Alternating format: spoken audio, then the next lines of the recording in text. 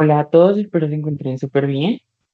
Bueno, el día de hoy vamos a continuar como con los capítulos de las lecturas y pues a continuación vamos a seguir hablando como de la lectura Positive Discipline Tools for Teachers. El día de hoy vamos a hablar específicamente del sexto capítulo que habla como el poder, sobre el poder de la influencia.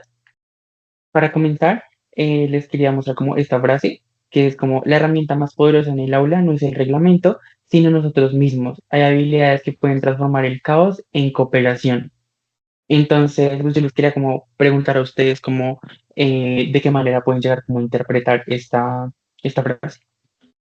Bueno, pues yo lo tomo como que hay casos como que algunas instituciones o profesores específicos se toman como el reglamento como muy literal y o sea, como son muy rígidos frente a eso y pues olvidan como la parte como humana que hay que tener pues a la hora de pues enseñar y esa parte humana considero yo que pues involucra tener las habilidades que quiero que mis estudiantes también tengan. Entonces, nutrir esa parte de mí, sí, habilidades para ser un modelo para que pues el aula las tenga también, en vez de regirse por solamente reglamento. Ok, Ana, gracias. Sofía, Ada. Pues digamos, sí, también tiene mucho que ver con lo que dice Ana, pero digamos, tengo ejemplos de que a veces los profesores al iniciar la clase o las clases en sí comentan primero las reglas de la clase y también preguntan cómo consideran que esto sí puede ir aquí o qué les gustaría que fuera así la dinámica de la clase. Entonces, pues eso también hace que los estudiantes participen en su entorno. No sea, solo sea como un reglamento, sino que ellos también, pues literal, como que tengan una cooperación dentro de todo esto. Ok, y por último, Sofía. Bueno, sí, pues a partir de lo que han dicho mis compañeras, que estoy de acuerdo, yo también lo veo por el lado de que en lugar de solamente como imponer reglas, y el reglamento también es potenciar habilidades, y como lo último que dice, como que puede servir para transformar el caos en cooperación, incluso más que las reglas. Ok, sí, pues las respuestas de todas ustedes son verdaderas y pues sí, como ustedes lo comentan, como que no se trata como que una institución o un docente como que imponga como un reglamento estricto en el aula, perdón, sino que verdaderamente como que se generan habilidades de confianza y una conexión con los estudiantes para poder como generar del caos que muchas veces los niños llegan a presentar o a generar, convertirlo como en cooperación. Bueno, para empezar, vamos a hablar como de un fragmento de la lectura que hablaba como sobre menos palabras, más impacto. Y bueno, entonces acá como que se hablaba como de que los docentes hablaban como muchas veces en un aula y los estudiantes como que tendían a ignorar. Entonces, por ejemplo, en mi caso personal que trabajo como en un jardín, como que muchas veces sí puede llegar a pasar eso, que por más de que tú sientas como docente o como adulto que estás dando una indicación de manera correcta, los estudiantes a veces como que de cierta manera te ignoran. O sea, pueda que te estén escuchando y de pronto no te estén prestando atención, no estén comprendiendo verdaderamente como la indicación que tú estás dando. Entonces, el capítulo lo que sugiere es que se puede llegar a actuar como sin necesidad de usar palabras o de pronto no usar como tantas, ¿sí? Entonces, un ejemplo que se puede aplicar como en un aula es como apagar y encender las luces para pedir silencio en el aula en vez de gritar, ¿sí me entiende? Entonces, acá yo quería como que pronto alguna de ustedes me comentara si de pronto como que en su época de colegio o de pronto ha notado como alguna dinámica de alguna persona, porque a mí en el colegio sí me pasaba como algún docente que sí tenía como de pronto una seña o una palabra o una acción que significaba como que, por ejemplo, tocaba hacer silencio. Pues digamos a mí en el colegio, había un profesor que no hablaba, solo estiraba la mano y hacía y ya. O sea, todos sabíamos que nos tocábamos quedar en silencio. O literalmente el profe estaba hablando y empezaba a hablar más pasito, más pasito, más pasito. Y esas son las dinámicas que usaban.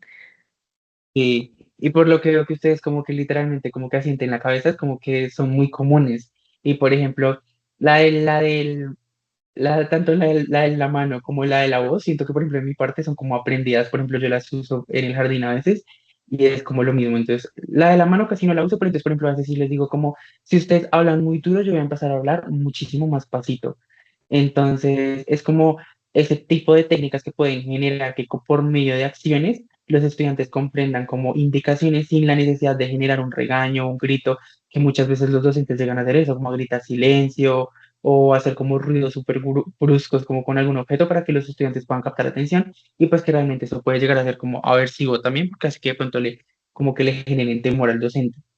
Como pues ya lo comentaba, se pueden utilizar pues palabras claves dentro del aula sin la necesidad de que los estudiantes tengan como ese esfuerzo de gritar. Ahora vamos a hablar como de los límites con respeto. Entonces en el texto se mencionaba que pues la firmeza y la amabilidad se pueden llegar a unir o volverse como compatibles para poder establecer como un acuerdo y un límite para generar diferentes indicaciones en una aula de clase. Entonces, por ejemplo, a un estudiante le puedes preguntar como, no le tienes que decir cómo quieres trabajar, sino más bien le puedes preguntar cómo prefieres trabajar sola o solo o en pareja. Porque, ¿qué pasa? Si yo le digo cómo quieres trabajar, pueda que él a mí me diga como no quiero trabajar. Y pues realmente necesitamos que trabaje y que pues como que genere como el desempeño en clase, porque pues se puede quedar atrasado y pues básicamente como que no está generando aprendizaje. Pero si le hago otra pregunta en la cual de pronto le genero dos opciones, él va a ver que le estoy pues haciendo partícipe de una decisión y aparte pues que puede elegir una que le funcione y le sea más favorable. Entonces en este caso el estudiante puede elegir si quiere trabajar solo o en pareja. Y pues de esta manera se le va a hacer como muchísimo más ameno hacer la actividad o la indicación que se generó. También se hablaba mucho como del tono de voz, ya que el tono de voz pues muchas veces llega a decir como muchísimo más de lo que quieres transmitir frente al mensaje. Eso es por parte del docente, ¿ok? Entonces, no sé si ustedes también llegaron a veces a tener como profesoras, y creo que realmente pasa pronto también, por ejemplo, en la universidad, que de pronto hay docentes que tienden a ser como pasivo-agresivos o tienen como tonos sarcásticos que muchas veces lo hacen sentir a uno. O sea, si uno de grande se siente como humillado y entiende ese sarcasmo, muchas veces los niños pueden sentirlo también como un castigo también humillante. Entonces, la lectura recomienda como no hacer ese tipo de cosas. Porque pues primero, muchos niños a veces no llegan a entender el sarcasmo, pero pueda que otros también sí lo entiendan y puedan burlarse de sus compañeros, ¿sí me entienden? O cosas por el estilo. Y pues que realmente lo que les digo, eso lo que va a generar también es un castigo y como ya lo comentaba anteriormente, hace que para el niño se vuelva como súper aversivo o el entorno del aula de clase o el mismo docente y pues eso puede generar afectaciones como en el aprendizaje. Bueno, ahora vamos a hablar como algo que mencionaba la lectura que se llamaba como en el mismo barco y hablaba como de las discusiones que pueden llegar a tener como estudiantes dentro de un entorno. Entonces decía que para poder como tratar de buscar soluciones a ese problema, lo que se puede hacer, una herramienta que puede servir es como poner a los dos en el mismo barco, que es como una metáfora, y decirles como que el docente está notando que están teniendo una discusión y les dice como avísenme cuando ustedes mismos tengan una solución que les pueda servir a ambos. Entonces la metáfora como de en el mismo arco hace referencia a que hasta literalmente ninguno se puede bajar o como que los dos están ubicados en la misma situación y como que literalmente no puede pasar nada hasta que ellos no lleguen como a un acuerdo que hayan generado ellos mismos y que pues por obvias razones el docente como que apruebe y como que de cierta manera sea sano tanto para ellos y pues como para el docente, ¿sí? Entonces, como que el libro hacía como, la lectura hacía referencia como a eso. Bueno, también se hablaba como el maestro como modelo y pues bueno, ya como como al nivel de la carrera, de estudios de la carrera como que ya llevamos, sabemos como que es modelamiento y pues el libro comentaba como que si el docente llega a perder como el control de una situación dentro de una aula de clases, modela agresión. Entonces, por ejemplo, lo que yo les comentaba ahorita, si un docente es grosero, es pasivo-agresivo, tiende a gritar, tiende a ser brusco, muchos niños pueden llegar a interpretar esto y a replicarlo de pronto con compañeros. Entonces, el docente siempre tiene que mantener como la compostura, mantener la calma y pues como tener control después de su propia conducta. Y si el docente en algún momento llega a fallar, puede pedir una disculpa que verdaderamente suene honesta y que sea honesta. Y esto genera ayudar conexión entre el entorno del aula y que sea más saludable porque pues el docente está admitiendo como un error, está admitiéndolo y está como pidiendo disculpas a sus estudiantes, pero los estudiantes de cierta manera están modelando que así como él se equivocó, ellos también se pueden equivocar, pero pueden generar soluciones y ellos también pueden pedir disculpas a comparación de que el docente hiciera como todo lo contrario. Si el docente no pide disculpas, se sigue comportando de manera grosera, pues ya les dije como frente al modelamiento lo que puede llegar a suceder como con los estudiantes y pues como que no sería lo correcto. La lectura también mencionó algo sobre el autocuidado y es que mencionaba que un docente no puede llegar a ejercer bien como docente o como profesor si se encuentra agotado. ya que pues en el ámbito como escolar o bueno, como la carrera como escolar de los docentes, el autocuidado es algo muy importante y la lectura lo menciona como una obligación y no como un lujo y siento que es algo como pertinente de pronto lo que se tiene que hablar, pero siento que también aparte como de los docentes también y los estudiantes, como que el autocuidado, como hábitos sanos dentro del entorno como académico, llegan a ser muy necesarios para que éste se desempeñe de manera correcta y como que todo se dé como de manera muy sana. Entonces, por ejemplo, para mí, siento que uno de los muchos factores que llegan a generar como afectaciones en el autocuidado, en el diario vivir de una persona en un entorno académico como lo puede ser un docente o un profesor, es como la higiene del sueño. Entonces, les quería preguntar como ustedes qué otros ejemplos tienen como de factores que puedan verse involucrados como en el autocuidado de un docente o también de un estudiante como para estar preparado y como sano para situaciones escolares o académicas. Pues yo creo que además de estar agotado, siento que también algo que puede afectar el autocuidado es el no tener ni trabajar ni manejar estrategias de autorregulación, porque para nadie es un secreto que un contexto pues educativo, sobre todo pues de niños chiquitos, es un lugar lleno de estímulos, de gritos, de muchos ruidos. Entonces eso a veces puede llegar a abrumar, sobre todo cuando pues no es momento de juego sino de clase y los niños realmente como que no te están poniendo cuidado, eso frustra y abruma. Pero entonces, como que si uno no maneja pues ciertas como estrategias de como autorregulación emocional o bueno, manejar esa frustración, pues no, uno no va a ser como un buen docente, como lo dice la diapositiva. Ok, Sofía. De pronto que el docente también tenga como su tiempo libre, o sea, como que no solo esté centrado como en, ahí tengo que planear esto para la clase, tengo que hacer esto para la clase, porque sabemos que eso tan monótono puede llegar a ser muy abrumador para el docente, ¿no? Entonces, que también tenga otras cosas que hacer, de pronto ir al gimnasio, estar con su familia, tomar otro curso, pero otra cosa diferente. Y sí, yo pienso que esa es una buena estrategia, ya que ayuda como a distanciarse un poco del entorno, que puede ser agotador para él. Sí, sí, ya me parece. Sí, siento que lo que tú dices es como actividades de esparcimiento y siento que es muy cierto. Por ejemplo, hace poquito como que hubo un evento acá en Bogotá que era como de, en celebración como al Día de los Maestros y era como en el Simón Bolívar y son como actividades como de agradecimiento como esa labor tan grande que pues llegan a ejercer ellos. Entonces lo que tú dices es muy cierto, como que hay que tener cierto tipo de actividades para que ellos como que también de cierta manera puedan llegar como a, mm, a liberarse, a generar como tanta atención que de pronto puede llegar a generar la carga académica. Y por último, Sofía, no sé si quieres agregar algo.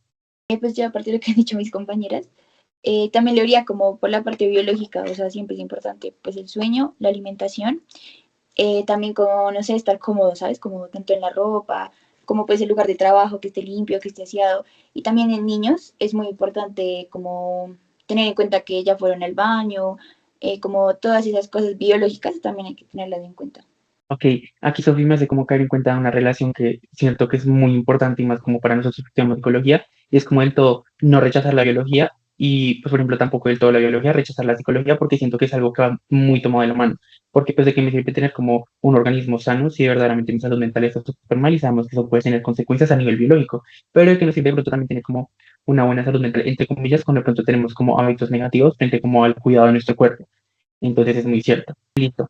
A continuación voy a brindar como de pronto ciertas técnicas como para poder como estudiar, por ejemplo, este tema, para tenerlo en cuenta y como que pueda ser como muchísimo más fácil poder generar como recorderis como de muchas cosas como que vimos en esta parte. Siento que, por ejemplo, en este tipo de casos se pueden como brindar, como hacer, tratar de hacer ejemplos sobre, por ejemplo, lo que hablábamos al principio de la lectura, estrategias o palabras o acciones que pueden llegar a ser como que brindemos una indicación sin necesidad de gritar. Entonces podemos hacer como varios ejemplos y, por ejemplo, podemos brindar muchas más de las básicas que ya sabemos, que es como que fue lo del puño o lo de apagar la luz que lo brindaba la lectura o lo de disminuir el tono de la voz. Por ejemplo, también he escuchado como educadores que también como que cantan o tienen una canción. Por ejemplo, yo a veces también tiendo a cantar como la canción de La Lechuza y los niños como que la cantan y se dan cuenta que tienen como que hacer silencio. Mm, otra también puede ser, por ejemplo, vimos también como un caso donde de pronto como dos niños tenían una discusión y pues se trataba como de subirlos a los dos al mismo barco. Entonces, por ejemplo, también se le puede pedir a una inteligencia artificial que nos haga ejemplos como de discusiones escolares entre niños y analizar si las soluciones que entre ellos se da pueden llegar a ser como correctas y sanas tanto para ellos y como para el docente, porque pues el docente las tiene que aprobar, ¿sí? Otra también puede ser como ya frente, por ejemplo, al autocuidado, como también especificar o buscar como qué cosas como hacen parte como del autocuidado y que de verdad generan como afectaciones en el diario vivir académico, tanto de un estudiante como un docente, que pues acá en la lectura se especificaba más en el docente, como yo ya lo decía, pero para mi parecer también los niños también tienen que tener como esa parte de autocuidado, porque pues ellos también comparten en un entorno escolar. Y ya, para como actividad final, les voy a asignar como un caso a cada una y como que quiero como que cada una me diga como qué solución le brindaría a ese caso, ¿ok? Entonces yo lo leeré y diré quién lo tiene que solucionar, ¿ok? Entonces el primero lo puede responder Sophie. Entonces la primera situación es como un alumno grita y como que tú no lo puedes obligar como que deje gritar de una manera muy autoritaria y el alumno te grita como esta clase es muy aburrida y te grita a ti como esta clase es muy aburrida, como qué estrategia podrías como brindar para como que la situación sea un poco más amena. Pues yo creo que primero hay que pues autorregular al niño, como de contención emocional.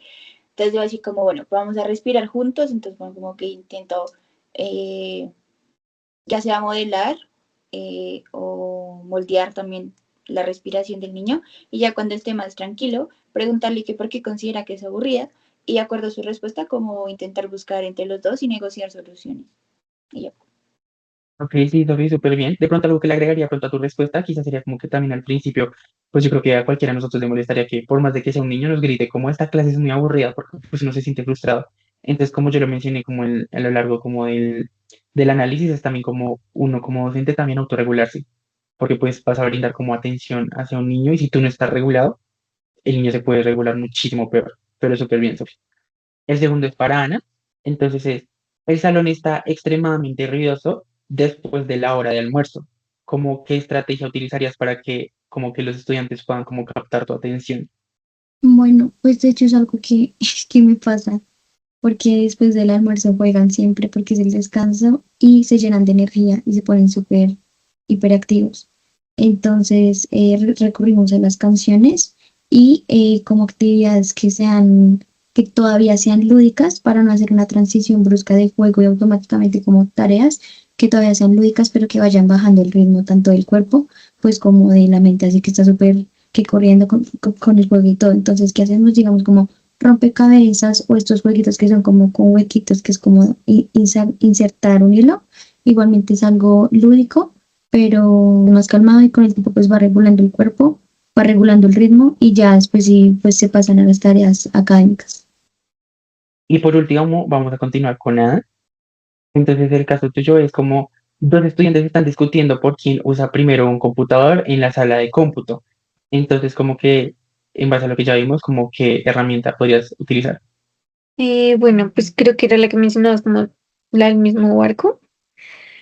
Entonces, pues, sería preguntarles como, o sea, cómo buscar soluciones, como, bueno, tú quieres estar en este computador, de pronto hay más computadores, se pueden turnar los computadores, charlen entre ustedes, lleguen a un acuerdo, y si no llegan a un acuerdo, pueden hablar conmigo y llegamos a un acuerdo de pronto los tres para saber cómo manejar la situación. Igual llegaremos a un acuerdo, que no va a ser tan rápido de pronto. Pero sí charlarlo primero o sea, como docente, ir, decirles como, bueno, qué opciones hay entre ustedes, charlarlo, y después, si no, pues que vayan a mí y lo charlamos entre los tres. Ok, ok, sí, y mencionas algo muy importante ahí, es que pronto, por ejemplo, puede llegar a pasar que por más de que los siente, entre comillas, utilizando la metáfora del mismo barco, los suba a al mismo barco y pueda que ellos de pronto no lleguen a una solución. Entonces ahí el docente tiene que entrar a interactuar, como tú le decías, brindando también apoyo y ya buscándolo como entre los tres, porque realmente puede llegar a pasar que los niños de verdad estén muy en desacuerdo o como una discusión algo fuerte y como que los dos como que no permitan como aceptar como la opinión del uno o del otro. Y pues nada, esto era por todo por hoy. Muchas gracias. Buenas noches. Vamos a continuar con el libro de Neuropsicología Infantil de Natalia Fejerman y Nora Grañano. Entonces, para comenzar, para descubrir el tema de hoy, vamos a hacer un juego, no sé si han jugado ahorcados, para descubrir como el tema de hoy. Entonces, hay como una pista, bueno, hay dos pistas. La primera es que es un proceso para ayudar a mejorar la salud mental. Y la pista es que se necesita habilidades clínicas por parte del terapeuta. Entonces la idea es como que en orden vayan diciendo letras para que intenten ganar y no ahorcarse. Entonces no sé quién quiere iniciar. Yo digo que la letra A. A ver. Muy bien. Otra letra. S. La C. No, S. Ah, S. A ver. Muy bien. La E. Muy bien. Sebas. La, la I. Sí. Ana, a ver, di otra letra. Ay, yo creo que, no sé, la N.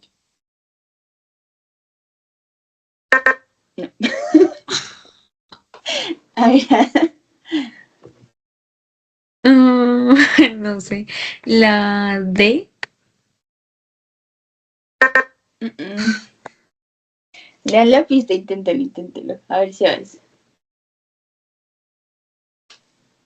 Em, la O. Muy bien. Ana.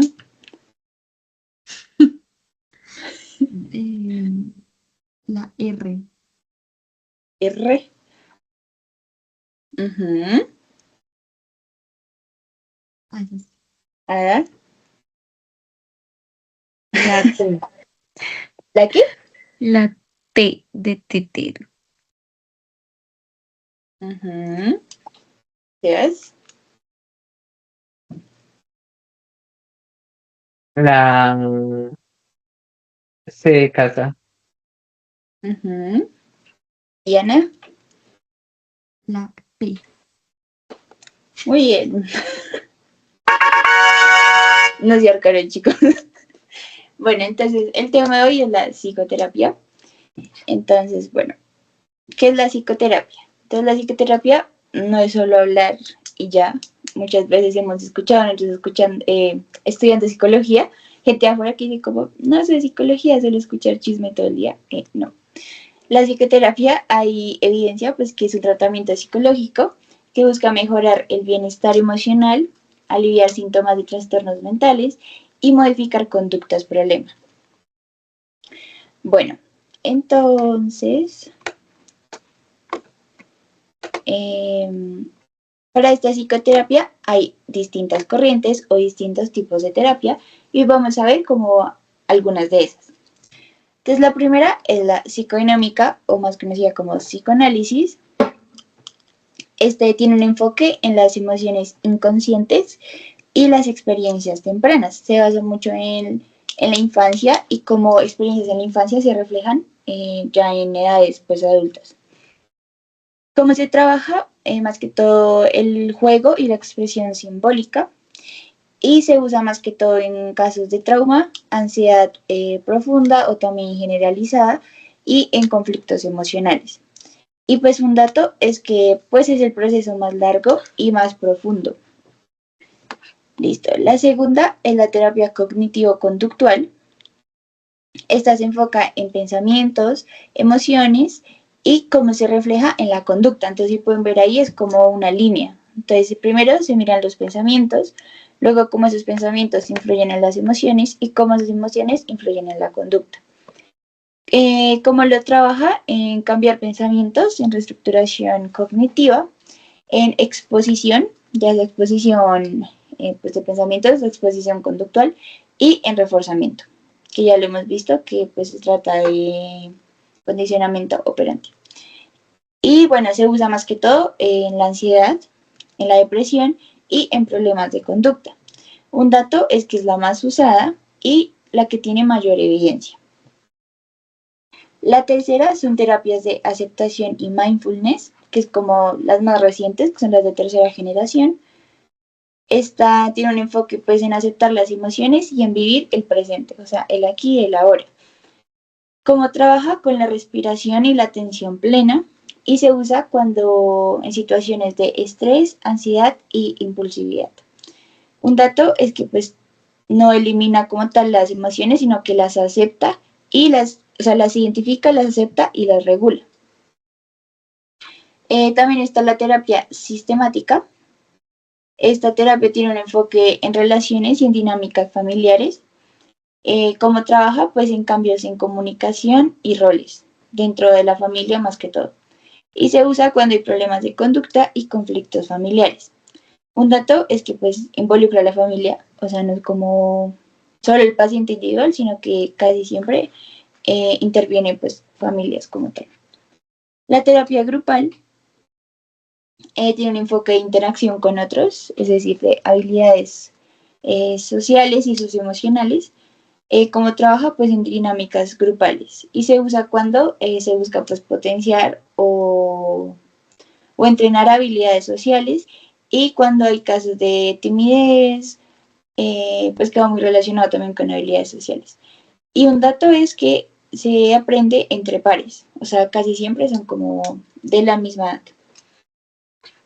Y ya de sexto, pues es como, no es tanto un enfoque, sino es un medio, y es que ahorita se ve mucho el uso de la tecnología.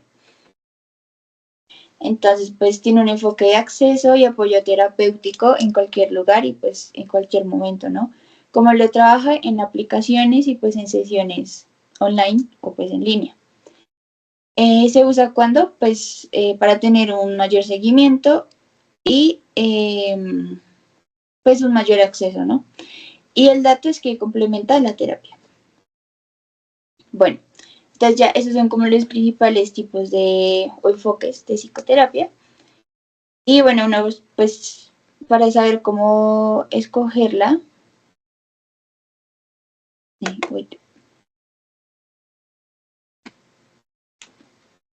acá hay un dato, y es que se basa en la edad.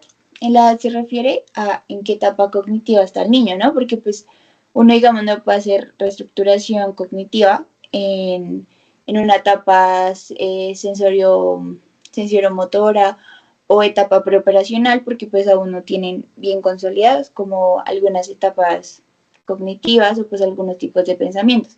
Entonces, por eso es de acuerdo a la edad del niño. El problema, pues en realidad que se necesita trabajar y cuál es la conducta objetivo o conducta problema que se busca cambiar. Y pues la familia, bueno, el contexto y redes de apoyo. Bueno, entonces ese era como el tema de hoy. Entonces, pues les voy a hacer como un quiz. Está fácil, es para consolidar como el aprendizaje el día de hoy. Entonces, no sé, Sebas, la elección del tipo de psicoterapia depende únicamente de la edad del niño. ¿Es falso o verdadero? Falso. Sí, muy bien, es falso. ¿Qué otras cosas contempla, Sebas, para poder elegir el enfoque de psicoterapia? Pues yo creo que también como el problema que se le esté presentando al niño, ¿sí? Y por ejemplo, también tú mencionas como que hay diferentes tipos de terapias. Y por ejemplo, si yo en una terapia, por ejemplo, más allá de la edad, necesito, por ejemplo, requiere información de la familia, pues no involucra solo la edad, sino que, por ejemplo, también requiere información de la familia frente al comportamiento en la casa, en otros espacios. Entonces, como que iría como a esa terapia como tipo de terapia familiar, o por ejemplo, si llega a ser grupal. Siento que la única variable ahí, como que no llega a ser como la esencial siempre, no es la edad. Uh-huh. Exacto, son las variables. Listo, gracias, Sebas. Ana, la terapia cognitivo-conductual es útil para tratar la ansiedad porque trabaja directamente sobre los pensamientos y conductas del niño. ¿Verdadero o falso? Verdadero. Sí, muy bien, Ana. La terapia cognitivo-conductual, como lo explicábamos, primero se enfoca en pensamientos, después en emociones y después cómo influyen en la conducta. Listo. Y por último, Ada. Las terapias de aceptación y mindfulness buscan eliminar completamente las emociones negativas en el niño. ¿Falso o verdadero? Falso. Muy bien, Ada. Como le hablábamos, la terapia de aceptación y mindfulness busca no eliminar la emoción, sino identificarla, aceptarla y pues controlarla o pues saber qué hacer, dónde poner la emoción prácticamente. Bueno, y ya para finalizar, les traje estos tips de estudios. La primera es piensa para qué sirve, no el nombre, sino el uso. Esta más que todo es para elegir el tipo de psicoterapia. Entonces, pues es importante como saber qué objetivo tiene cada enfoque y cómo se puede relacionar con la conducta problema. Entonces, por ejemplo, cambiar pensamientos, pues sería terapia cognitivo-conductual. Explorar emociones, puede ser la psicodinámica, y que involucra familia, pues sería la sistémica o sistemática. El segundo tip es aprender una palabra clave por terapia que te permita recordar como el enfoque principal. Entonces, de terapia cognitivo-conductual, cambiar la psicodinámica, profundizar la sistémica, relaciones, especialmente de familia, y mindfulness, aceptar. Y ya como tercera estrategia está, pueden utilizar la inteligencia artificial para comparar cómo se aborda el mismo caso con cada enfoque y hacer un cuadro comparativo identificando las diferencias. Y ya chicos, eso sería todo, espero hayan aprendido. Hola, el día de hoy les voy a presentar el capítulo 9, el cual se llama Las matemáticas y sus dificultades del aprendizaje. Entonces, para iniciar, me gustaría que me contaran por qué creen que se enseñan las matemáticas o por qué creen que es importante enseñar matemáticas. Pues yo creo que es importante porque pues las matemáticas las utilizamos como en la cotidianidad. Por ejemplo, es de lo más simple de ir a la tienda y cómo comprar algo y saber cómo que te hayan dado las vueltas bien, cómo entender un valor, hacer como comparación de precios. Entonces, como desde esas cositas básicas, como aprender a contar cantidades y eso. Yo digo que, o sea, como que uno crece con la frase de las matemáticas son para toda la vida y te van a funcionar. Es cierto, total, pero yo diría que son más esas operaciones básicas porque pues, o sea, no es por nada, pero digamos lo del teorema de Pitágoras y todo eso, pues, bueno, depende como la carrera que tú escojas, pero pues igual no a todos nos sirve igual y es cierto que a veces frustra a muchas personas en el colegio, para nada, literal, porque no la van a volver a utilizar. Entonces las básicas sí, pero pues ya más avanzadas como que a veces no le encuentro como uso. Ok, listo. Muchas gracias. Pues sí, o sea, el libro hablaba sobre que hay beneficios de esto y es que contribuye al desarrollo del pensamiento lógico, también la precisión, la visión espacial y cómo funcionan como que funciona como un medio también como de comunicación. También decía que pues como sabemos las matemáticas son uno de los conocimientos más antiguos y es una herramienta conceptual que es necesaria para participar de forma inteligente en la sociedad. Este libro también nos hablaba sobre algunos ámbitos del conocimiento matemático y en este hablaba que el conocimiento matemático se organiza de forma jerárquica en tres ámbitos, que es la numeración, la aritmética y la resolución de problemas, que es prácticamente lo que vamos a ver en esta sesión. Entonces, primero hablábamos sobre el concepto del número, que desde la perspectiva de Piaget, para que un niño comprenda el número necesita dos condiciones. Entonces, primero está la conservación del todo. ¿Esto qué quiere decir? Que es entender que el todo es un conjunto de partes y que se puede distribuir en diversas formas sin variar la cantidad de esas partes. Se entiende que la cantidad se mantiene a pesar de que se vayan distribuyendo las cantidades o las partes. También está la seriación, que es la capacidad de concebir elementos que son equivalentes o que no son equivalentes al mismo tiempo. Entonces, pues les traje un caso porque sé que las palabras son un poco raras. Entonces, para que lo entendamos mejor, este caso se llama las fichas mágicas. Dice, presentas a un niño dos filas paralelas con 5 fichas cada una. El niño acepta que hay la misma cantidad en los dos pares de fichas. Luego, delante de él, separas una ficha y la pones en la otra hilera y se ve más larga, ¿no? Entonces, ahora el niño afirma que la fila más larga hay más fichas. Entonces, no sé si de pronto este caso me lo puede responder Sebas. Y la pregunta es, ¿qué condición psicológica de Piaget no ha alcanzado el niño? pues de pronto como, no sé si estoy como en lo correcto, como el tema como de las cantidades, pues porque pueda que lo vea como más grande, pero pues no sabe como cuánto hay o qué contenido hay, o hasta de pronto como el valor numérico que tú dices al principio. No sé si estoy en lo correcto. Sí, está bien. Que esa es la conservación del todo, que es que la cantidad se mantiene aunque se distribuyan en formas distintas. Muy bien, Sebas. Entonces, ahora vamos con el conteo. En este, lo presentaba en un modelo de Hellman y Gallistel que consta en 5 principios. El primero es la correspondencia uno a uno. Este principio consta básicamente en realizar un emparejamiento entre cada uno de los objetos que se están contando. Solo se presenta como una sola etiqueta o un solo número. Y lo que quiere decir esto es que el niño debe asignar un número, un único número a cada objeto. No se puede saltar ninguno ni contar el mismo objeto 2 veces. También está el orden estable. Para contar correctamente, el niño debe ser capaz de repetir la secuencia numérica, como el 1, 2, 3, 4, 5 y así sucesivamente. Y tiene que ir siempre en el mismo orden. En caso tal de que la secuencia como cambie, cada vez que se cuente, esto quiere decir que pues, el resultado no tiene un sentido matemático. También está la cardinalidad, que es uno de los pasos como más críticos nombrado el libro, ya que este es el desarrollo numérico. Y se indica que el último número pronunciado en la secuencia de conteo no representa como la posición del último objeto. ¿Esto qué quiere decir? Como que el niño cuenta como 1, 2, 3, 4, 5, 6. Pero si tú le preguntas como cuántos números habían, él no sabe, ¿sí? Entonces como que el último número del total de todos los números, que serían 6 números, no lo logra como identificar. Al niño le cuesta esto. También está el orden irrelevante, y este es un principio que establece que el resultado del conteo es independiente del orden en que se enumeran los objetos. Se puede empezar a contar como de la izquierda, por la derecha o desde el centro.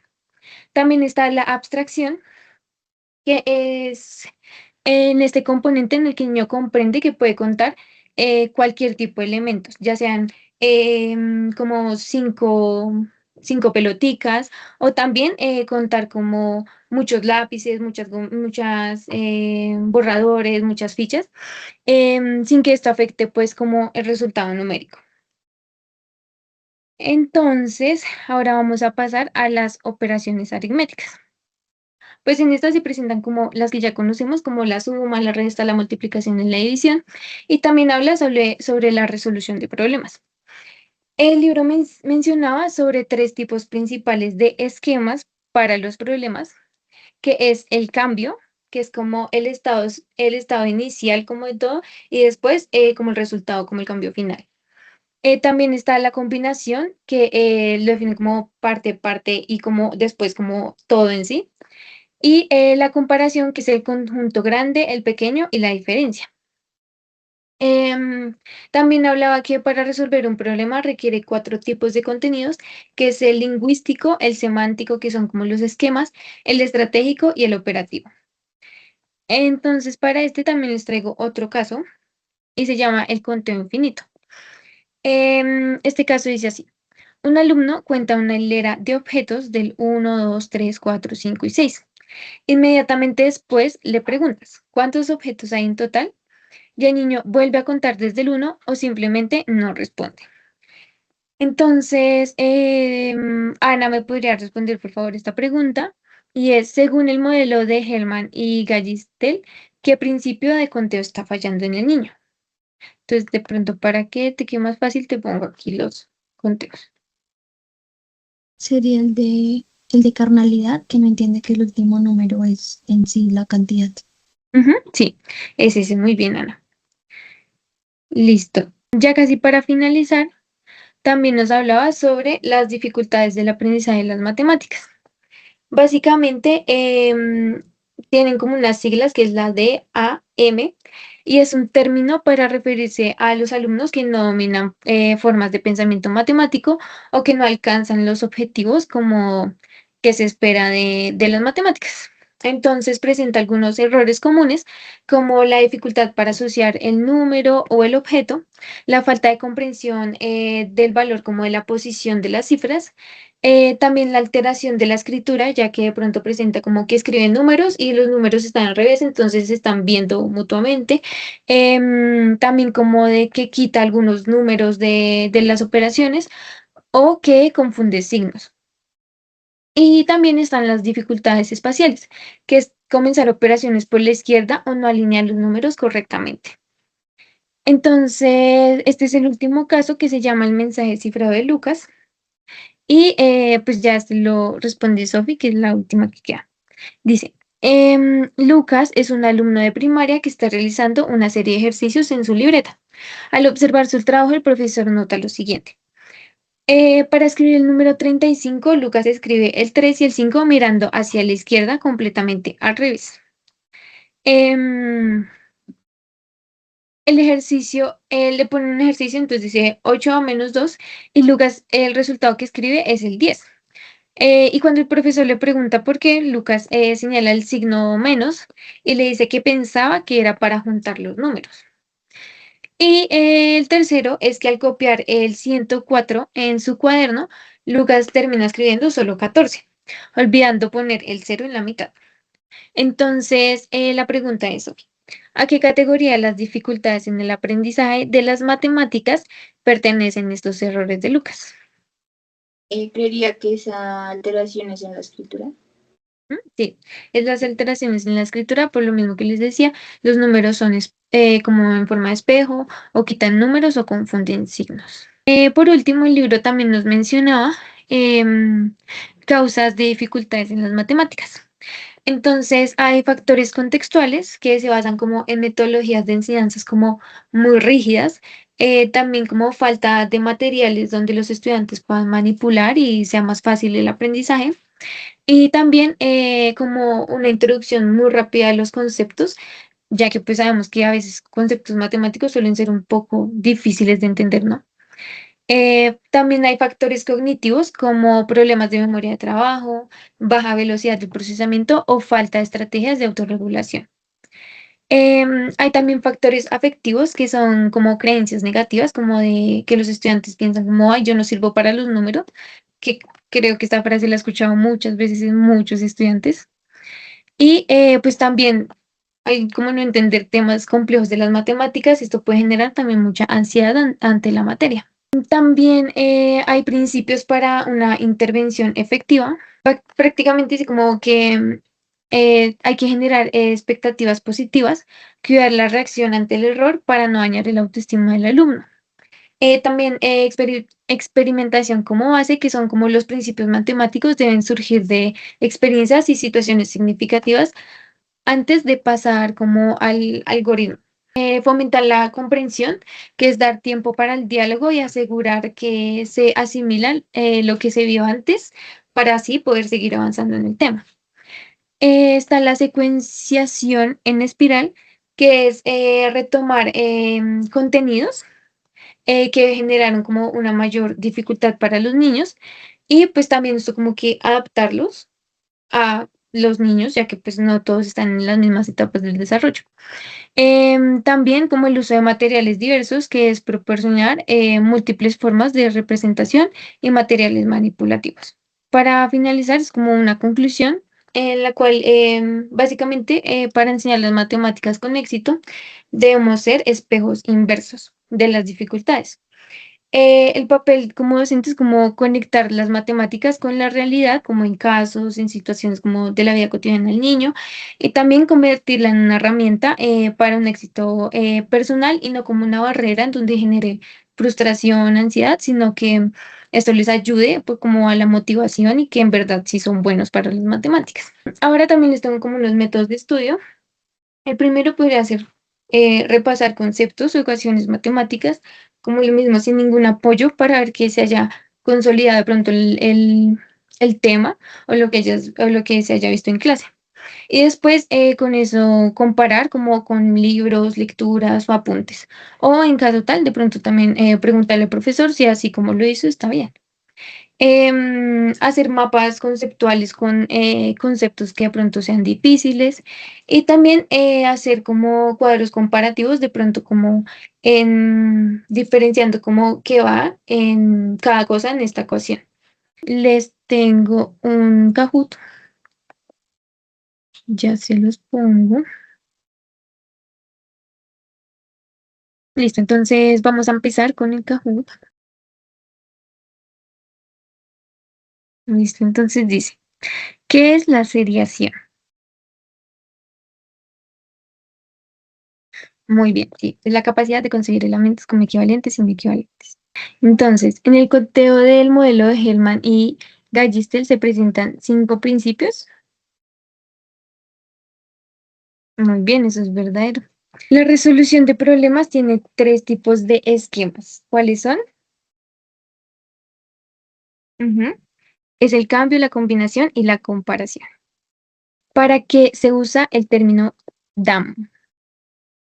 Ujú, muy bien, es para alumnos que no dominan el pensamiento matemático y no alcanzan los objetivos curriculares.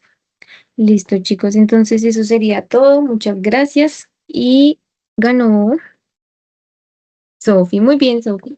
Gracias.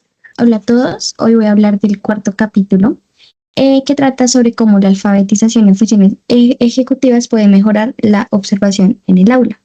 Primero quiero que se imaginen una escena dentro de un salón de clase donde hay estudiantes hablando entre sí, hay un estudiante que golpea un lápiz repetidamente, otro se ríe, otro está dormido, otro mira por la ventana. Y mientras todo eso ocurre, el docente intenta pues enseñar, intenta observar y responder todo al mismo tiempo. Bueno, ¿por qué les hago que se imaginen esta escena? Porque el capítulo dice que el aula está lleno de estímulos y son estímulos constantes que muchas veces los profesores pues terminan como haciéndolos parte del aula y simplemente como que persiguen sonidos y movimientos como que sin darse cuenta. Y eso muchas veces termina en que observan como desde la rapidez, desde el cansancio, desde el estrés o desde una rutina y no observan desde como verdaderamente siendo conscientes. ¿Cómo definirían ustedes el observar consciente?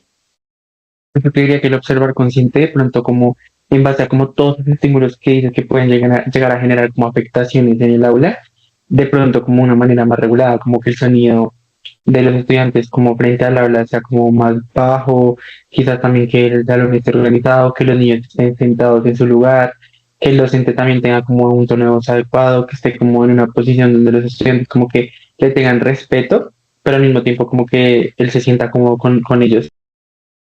Yo diría que observar consciente también puede ser darle un objetivo a lo que estás como observando.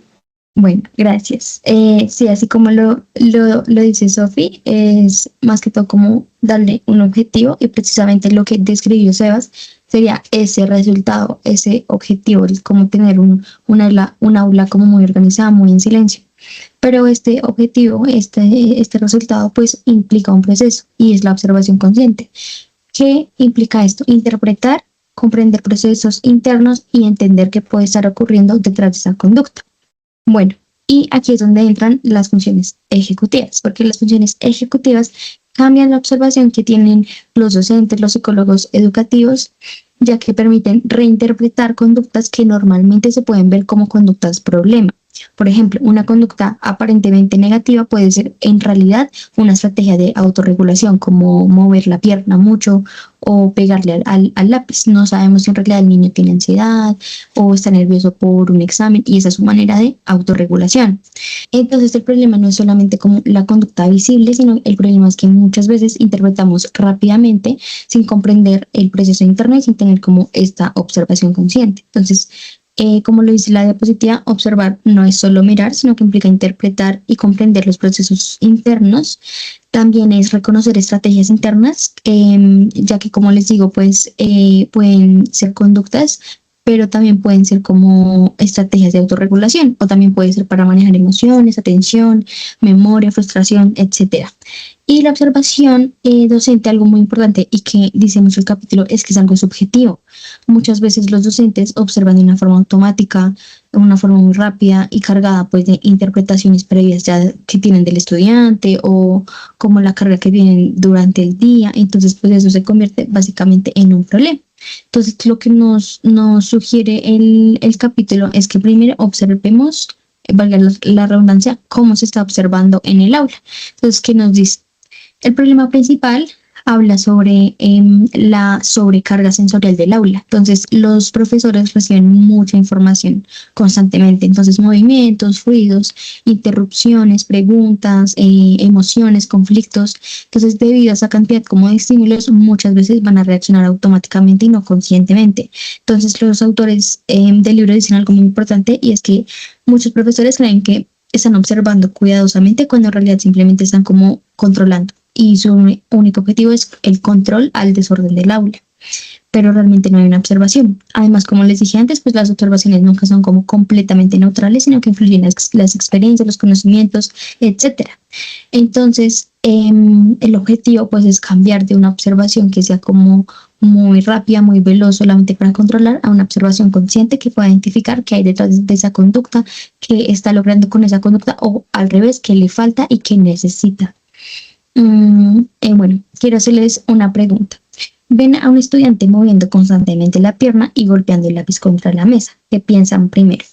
A, está distraído y no está prestando atención. B, no quiere trabajar, está siendo respetuoso. C, está intentando regular su atención o creando estimulación para mantenerse activo. Y D, tienen un problema de comportamiento que hay que corregir de inmediato. ¿Qué dirían los tres? Yo diría la C. Pues no sé. Sí, yo Ok. también. Muy bien, chicos.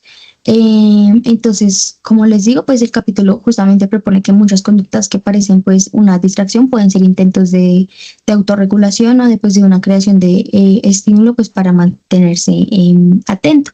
Y es este mismo cambio el que sugiere el capítulo, que es una mirada diferente.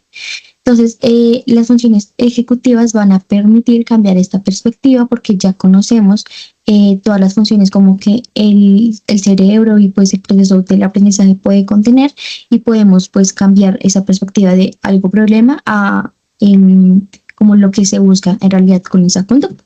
Entonces podemos pasar de expresiones como está distraído, no quiere trabajar, hay que llamarle la atención, es que es un estudiante muy problemático, a está creando estimulación sensorial para mantenerse atento, como sería el ejemplo del lápiz, o esto puede ser una estrategia de regulación de la atención, o qué puedo hacer yo para canalizar esa energía que está teniendo. Entonces es muy importante, como lo que les digo, identificar si esa conducta le está sirviendo de algo o es una conducta que demuestra que carece de algo y hay que asistirlo. Es aquí donde llega pues este concepto que es la mirada profesional. Entonces, ¿qué nos dice? Es la capacidad de interpretar con mayor precisión lo que va ocurriendo en el aula y adentro de cada estudiante. El capítulo menciona que los como profesores más experimentados desarrollan una capacidad más precisa de esta como mirada profesional para interpretar comportamientos porque tienen más herramientas pedagógicas, entonces conocen más temas sobre desarrollo infantil, sobre comportamiento humano, sobre la pedagogía y precisamente sobre nuestras funciones ejecutivas. Bueno, esta mirada profesional que filtra. Hay 4 factores que influyen en cómo interpretamos lo que vemos en el aula. Bueno, primero que todo son las experiencias previas, ya que como les digo, pues eso pues puede involucrar en cómo el docente observa. Después están los conocimientos que, como les digo, la pedagogía, el conocimiento sobre funciones ejecutivas, sobre el desarrollo humano, pues va a involucrar mucho en cómo esta mirada profesional se desarrolla, si es de una buena manera o si por lo contrario no tenemos conocimiento, pues simplemente vamos a recurrir a una mirada pues muy superficial. También hay ciertas cosas que no tenemos mucho en cuenta, que son las emociones, ya que el estado emocional del docente, que si está estresado, está calmado, está muy frustrado, pues eso va a afectar directamente en cómo va a percibir las conductas de sus estudiantes y también están los prejuicios inconscientes, que algo que nos menciona la lectura es que hay profesores que suelen como recargar expectativas en ciertos estudiantes y pues eso puede generar como sesgos para una interpretación que luego se va a hacer. Entonces, acá les traigo un ejemplo como del capítulo que ahí mencionan, y es que un estudiante habla durante la clase de matemáticas. Entonces, un docente sin conocimiento en funciones ejecutivas puede pensar que simplemente este estudiante está interrumpiendo, pero con la alfabetización en funciones ejecutivas se puede entender que quizás el estudiante usa la conversación para regular emociones o mantener como persistencia y como no pararse o quedarse ahí frente a una tarea difícil. Esto que nos va a evidenciar que una misma conducta cambia completamente dependiendo de cómo la interpretemos. Y en esto de que cambia dependiendo de cómo la interpretemos, les quiero hacer otra pregunta. ¿Ustedes creen que pueden dos docentes observar exactamente la misma conducta y llegar a conclusiones completamente diferentes? Sí. Muy bien, la respuesta es sí. ¿Por qué? Porque pasa esto. Lo que nos dice la lectura es que, como les digo, la mirada profesional se nutre de diferentes como niveles de conocimiento, que la pedagogía, las funciones ejecutivas, habilidades. Entonces, si dos docentes tienen como diferentes niveles de este conocimiento, eso va a influir mucho, al igual que las experiencias previas distintas, y no me refiero solo como a tiempo, sino pues experiencias en general. Como les dije antes, también recaen mucho las expectativas que suelen recargar en los estudiantes porque suelen generar sesgo y también los distintos marcos teóricos de referencia que pues pueden tener estos docentes como para a la hora de realizar su trabajo. Algo muy importante del capítulo es que no es solamente como voy a mejorar como mi mirada, la manera en que yo observo por mí para ser como un buen profesional. No. Algo muy importante es que los estudiantes también interpretan esta mirada y es una de las partes más importantes que menciona el capítulo porque es algo que suelen hacer constantemente y no es solo como los docentes que observan a los estudiantes, sino que ellos también observan de vuelta.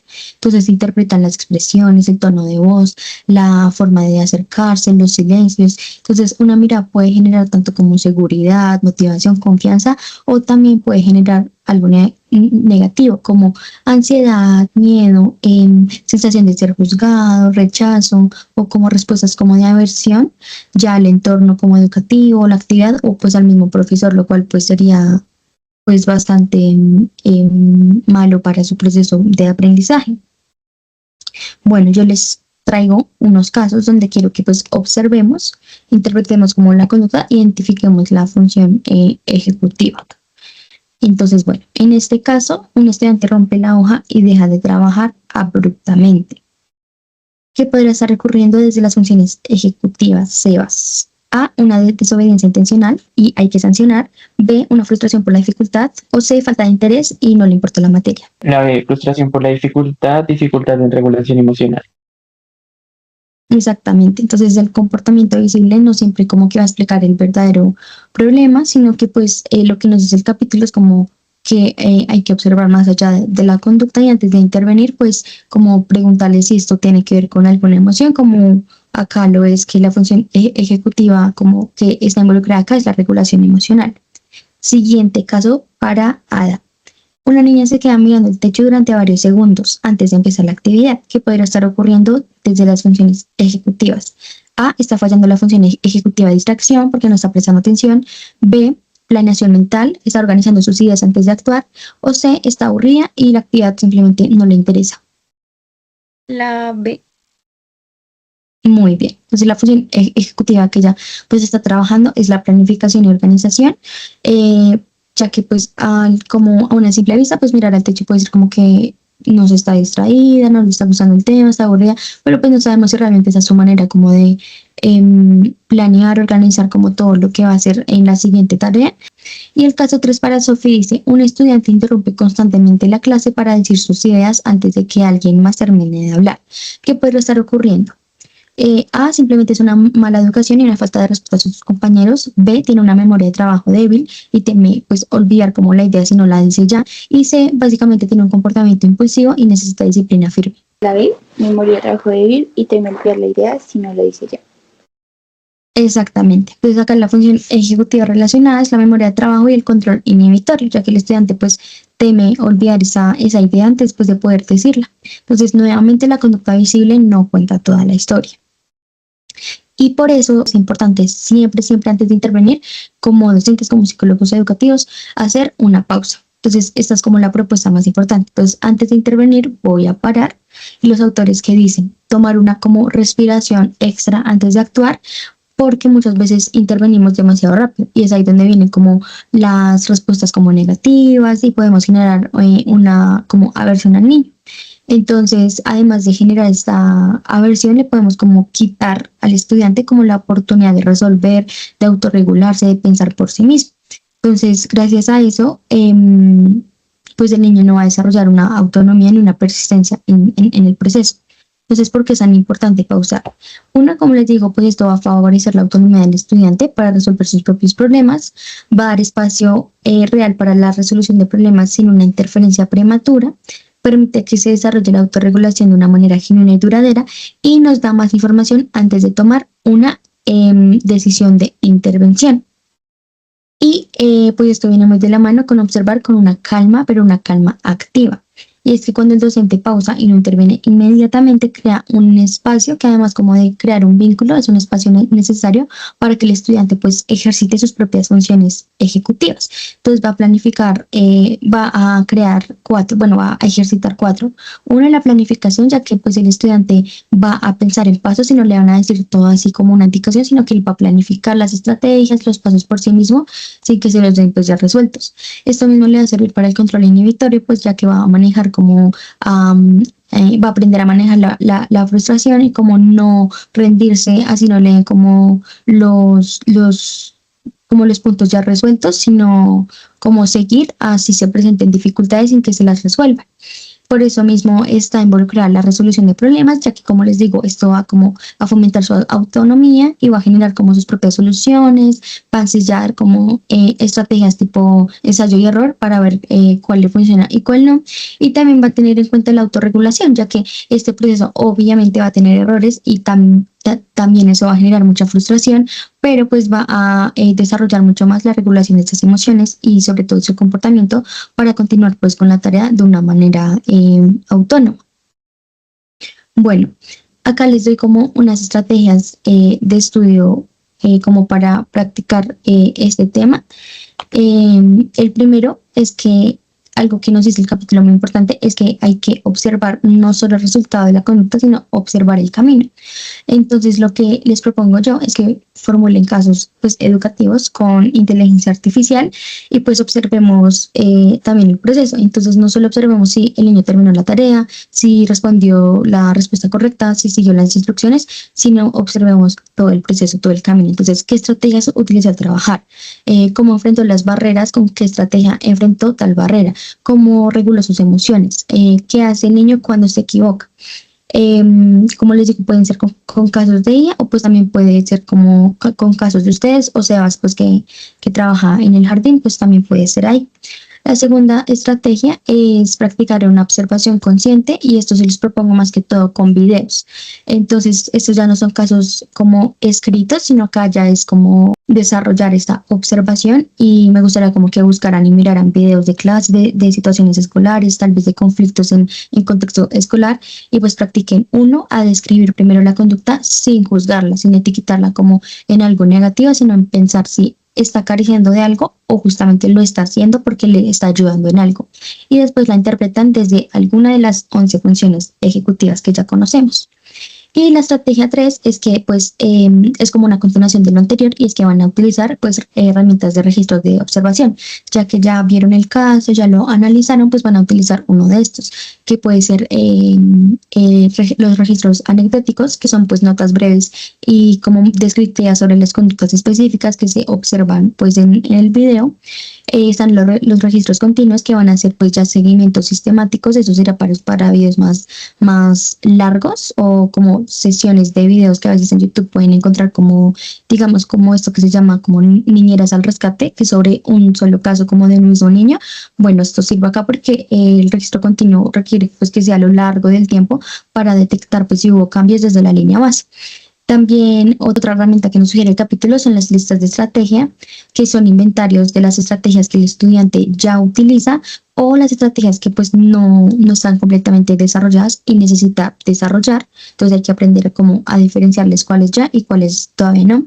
Y por último, el otro es el diagrama del aula, que básicamente este es muy visual porque son mapas pues como de movimiento e interacción que pues van a mostrar dónde, cuándo, en qué momento, en qué tarea, no sé, cuándo le toca hacer cierta cosa, empiezan las dificultades en las funciones ejecutivas.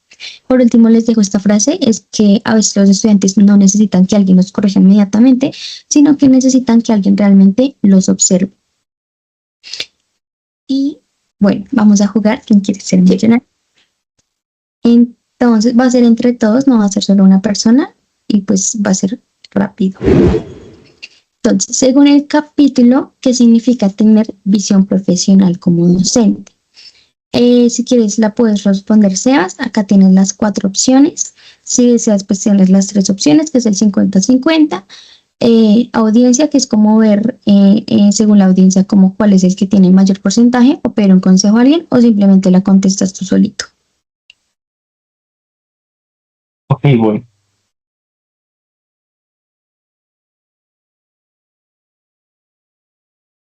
Interpretar con mayor precisión lo que ocurre en el aula. Muy bien. Gracias, millonario. Listo. Esta va para Sofi. El capítulo plantea que la observación docente siempre es completamente objetiva y neutral. Falso. Muy bien, Sofi. Esta es para Ada. Quisiera que me ayudaras a ordenar esta frase. Dice, la observación en el aula implica los que no siempre son visibles a simple vista. Se debe observar él, no solo él. Creo que sería primero la observación en el aula implica procesos sin... No, espérate. La observación en el aula implica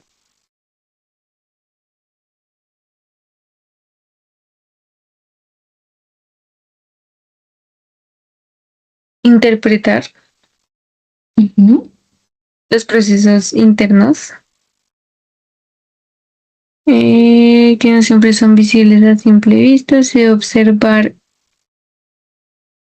el camino y no solo el resultado. Muy bien.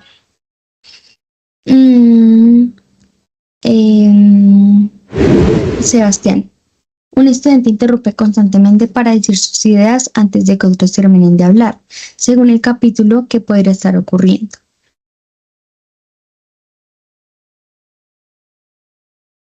Dificultad en memoria de trabajo.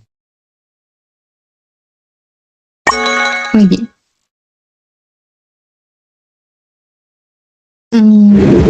Sofi, el capítulo recomienda que el docente intervenga inmediatamente cada vez que un estudiante tenga una dificultad. ¿Verdadero o falso? Quiero pedir un consejo. Listo. ¿A quién le quieres pedir ayuda? ¿A Ada o a Sebas? Ambos. Bueno, alguno conteste la llamada y le ayuda a Sofi. Hola, Sofi. Hola, Sebas. Yo creo que no, que es falso. Ok, vamos a ver si Sebas sí te ayuda. Muy bien, gracias, Sebas. Y la última, Ada, es que menciona una herramienta de registro de observación propuesta por el capítulo, que fueron las últimas que vimos. También quiero un consejo.